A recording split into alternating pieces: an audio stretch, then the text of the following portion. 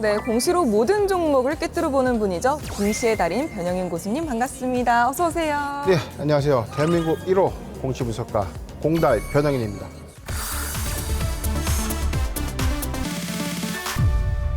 오늘은 공달 변영인 고수님과 함께 이 주퀴즈들의 생각을 들어보는 시간을 가질 텐데요. 주퀴즈 온더블럭. 고수님 요즘 신저가를 네. 기록 중인 종목들이 굉장히 많이 나오고 있잖아요. 최근에 이 증시 변동성이 좀 심화되면서 소위 알고 있는 것처럼 국민주라고 칭하는 종목들도 삼성전자. 그렇죠. 52조 신저가를 연일 좀 갱신을 하면서 2020년도에 좀 입성했던 주퀴즈들이 저가 매수를 좀 기회로 삼아서 추가 매수를 하거나 아니면 신규 매수 편입을 하면서 줍줍하는 현상들이 좀 크게 증가하고 있습니다. 아니 이렇게 변동성이 큰 장에서도 오히려 겁내지 않고 아주 용감하게 줍줍하는 주퀴즈들을 위해서 오늘의 주제 준비했습니다. 관심 폭발 주퀴즈가 궁금한 핫 종목 5. 주퀴즈들은 어떤 종목을 매수했을지 함께 볼까요?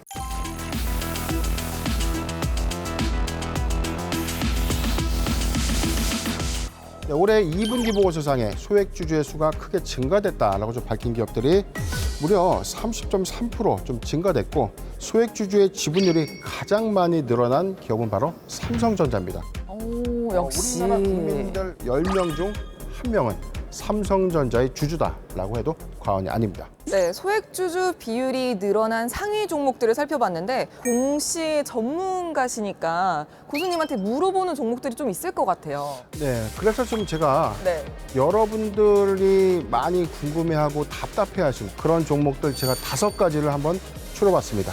첫 번째, 카카오. 52조 신저가를 기록하면서 보유하고 계신 이 투자자분들이 굉장히 좀 답답해하고 스트레스가 좀 굉장히 큰 종목이 아닌가. 그러니까 네. 이게 기업의 그 펀더멘털이랑 상관없이 주가가 너무 지하를 뚫고 가는 것 같아서 이게 글로벌 경기 침체 우려감 그리고 미국을 중심으로 한 뭐 빅테크 종목들의 어떤 조정 이슈 이게 우리나라에서도 좀 피할 수 없었던 그런 요인이 아닌가 좀 생각을 해봤습니다. 그럼 카카오는 호재 공시 나온 건 없어요? 최근에 악재 공시가 하나 있었습니다. 카카오 모빌리티에 대해서 주주 구성을 변경할 수도 있다라는 공시가 있었어요. 이 우려감들이 사업 모멘텀의 훼손으로 좀 인식이 좀 됐는데 결국 8월 18일 카카오는 이를 전면적으로 좀 철회를 했습니다.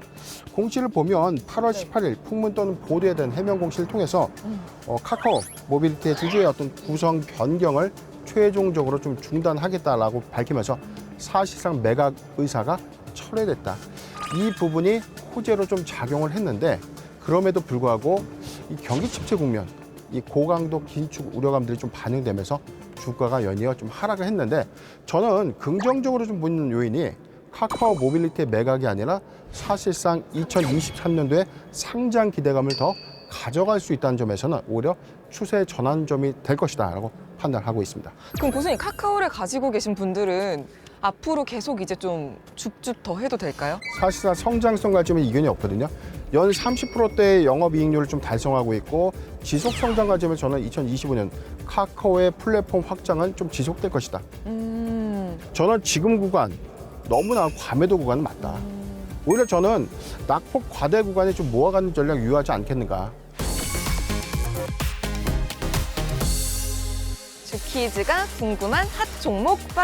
두 번째, SK 하이닉스. 반도체가 하반기 기점 이후에 연일 신저가를 좀 기록하면서 우려감들이 좀 최근에 반도체 섹터에 어떤 영향을 받는 조정 사유는 다름 아닌 업황의 불황이 아니죠. 바로 D램 가격의 인하입니다.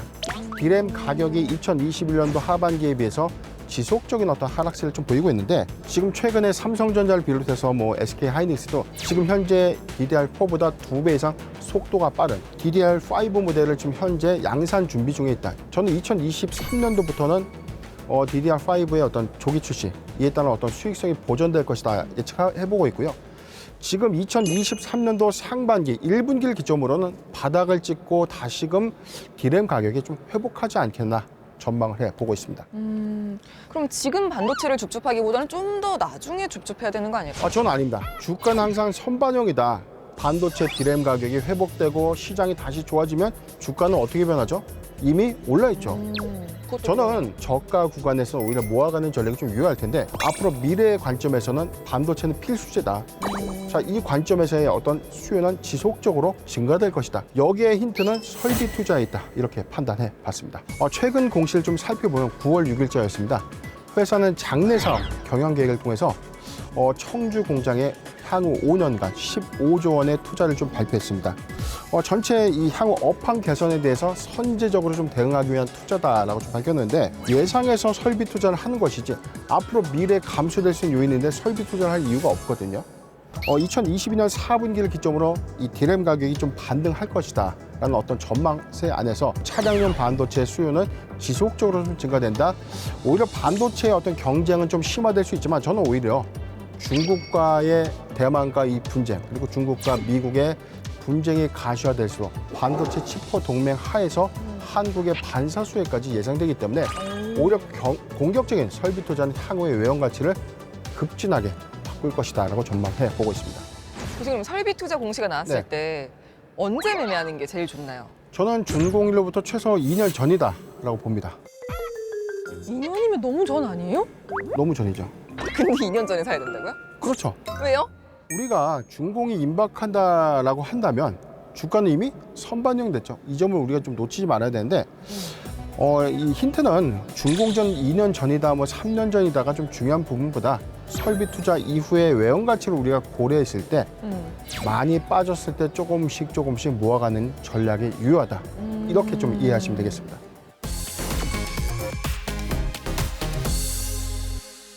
주키즈가 궁금한 핫 종목 5.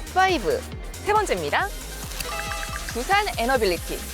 최근에 이 태조 이방원이다 관련된 뭐 방산 테마, 원전 테마를 모두 보유하고 있는 두산 에너빌리티 당연히 주가의 흐름이 좋았거든요.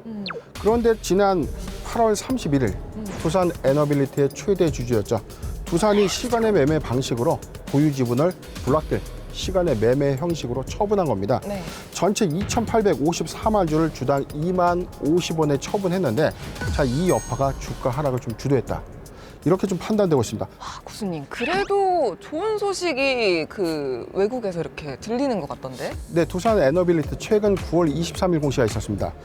전체 5,364억 원의 열 병합 발전소의 수주 공시를 발표한 바 있었는데 자, 여기에 원전 테마라고 불리는 미국의 이 초소형 원전 모듈 개발사 뉴스케일의 네. 이 투자를 좀 시작으로 해서 SMR 관련된 이 수주 부과까지 좀 이슈가 좀 되고 있는데 아직 확정된 수주를 획득한 것은 없지만 지금 점진적으로 미국 시장과 유럽 시장을 좀 필두로 해서 소형 원전의 수주 기대감까지 반영되고 있는 상태입니다.